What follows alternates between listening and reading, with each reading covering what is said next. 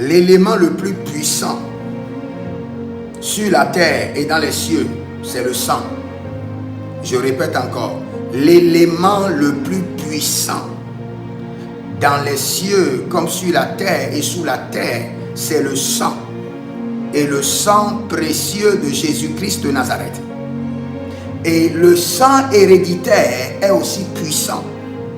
Le sang héréditaire qui garantit la lignée de ta famille est un sang très puissant.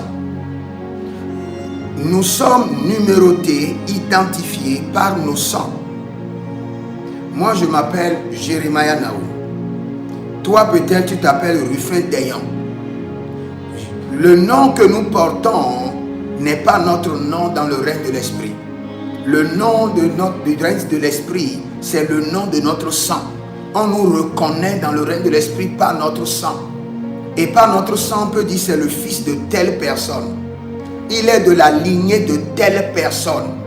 Tu es identifié et reconnu par ton sang. C'est pour cela, c'est ton sang qui est le porteur de ta destinée. C'est ton sang qui est le porteur de ton héritage ou de tes héritages. Ton sang est le porteur de ta gloire.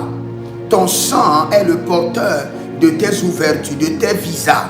Tout ce dont tu as besoin n'est pas à l'extérieur, c'est à l'intérieur ou dans ton sang. Tu as besoin d'un concours, ça se trouve où? Dans ton sang. Tu dois le manifester de ton sang. Tu as besoin du mariage, ce n'est pas à l'extérieur, c'est à l'intérieur.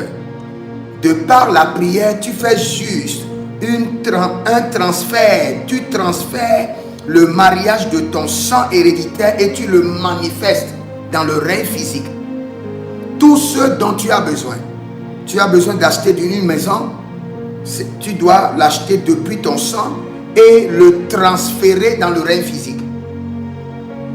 Tu as besoin des enfants, ça doit être transféré de ton sang vers le règne physique et se manifester comme une évidence.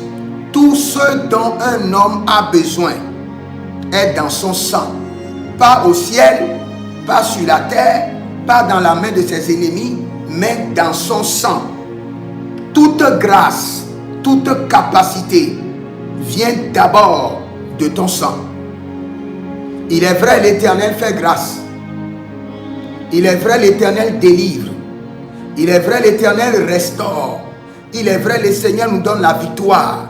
Mais tout ce dont nous avons besoin, ou tout ce dont nous manifestons, vient de notre sang. Parce que le sang est le programme ou le système de votre lignée familiale. Tout ce que vos ancêtres ont vécu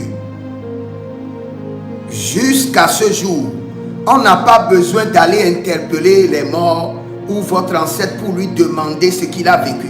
Il suffit d'interpeller votre sang.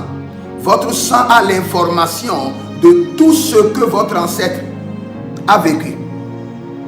Si on interpelle maintenant votre sang peut nous dire que votre ancêtre était telle personne. Il a immigré de tel village à tel village. Il s'est marié à 3 femmes.